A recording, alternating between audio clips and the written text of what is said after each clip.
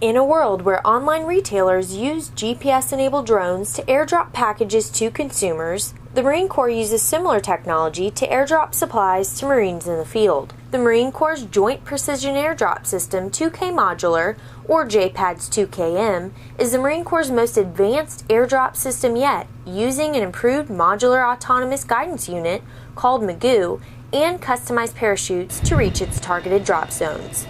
In addition to offering improved accuracy over traditional airdrops, JPADS 2K-M enables aircraft to conduct drops at higher altitudes and longer distances from the drop zone.